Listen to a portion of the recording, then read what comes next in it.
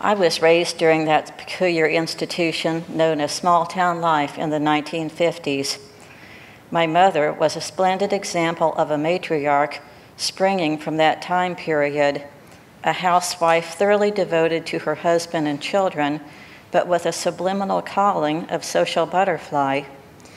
She belonged to the Ladies' Guild of the local Catholic Church and several card clubs, the participants of which took turns playing hostess in each other's homes.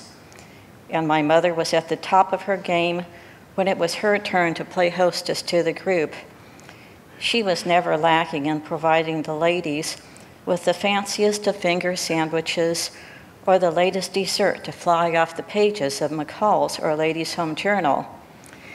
There was one exception to this role she allowed herself to cross, and that was the arrival of her older brother, Carl. Carl, along with his wife and 3 children, had developed the unfortunate habit of driving from their home in Colorado to visit his relatives in our home state of Kansas. And he took a perverse pleasure in calling my mother when they were an hour away and announcing that they would soon arrive on her doorstep for a stay of several days. Uncle Carl knew full well that his baby sister was too much of a lady to turn them away. They would show up and retire to the living room, where they would put up their feet and wait for my mother to provide them with refreshments. After several months of this unseemly behavior, my mother concocted a plan which she hoped would dissuade Carl from calling again in the future. She stocked her pantry with multiple cans of Spam.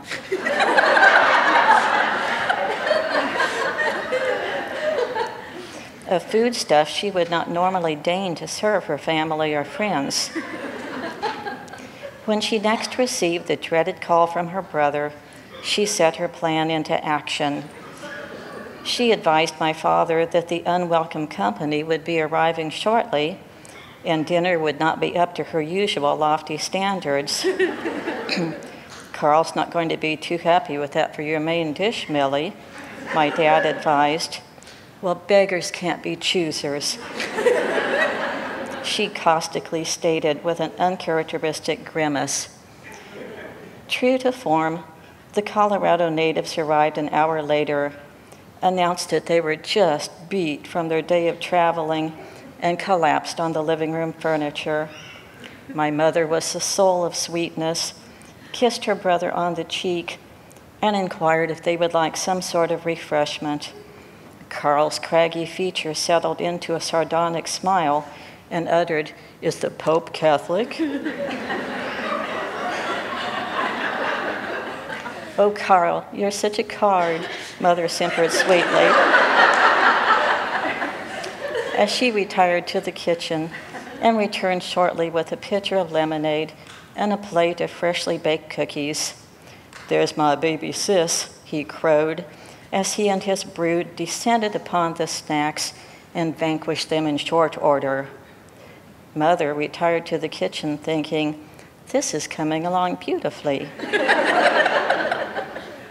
When the dinner hour arrived, following a nap by Carl, Mother set the dining room table with multiple side dishes surrounding a platter of sliced fried Spam. Carl eyed it suspiciously as he took his seat at the table. When the platter was passed to him, he speared a slice and placed it on his plate. He pushed it around his plate for several minutes and then spoke up. "What's this, Millie?" "It's Spam Delight. It's a new recipe I clipped out of a magazine." "I'm surprised you serve stuff like this to your company, Millie." Then, out of my 7-year-old mouth, the words chirped, "Well, beggars can't be choosers."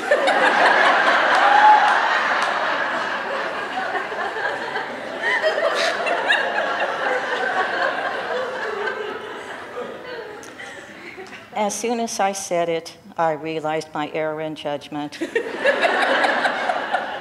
I was contemplating how severe my punishment was going to be, but then noticed my mother's demeanor was not what I would have expected. She was staring down at her lap with her lips clamped tightly shut, trying not to laugh. My dad was placing a slice of the Spam on his plate, along with helpings of the side dishes. "Good meal, hun." My Uncle Carl's surprise visit ceased soon after that fateful evening.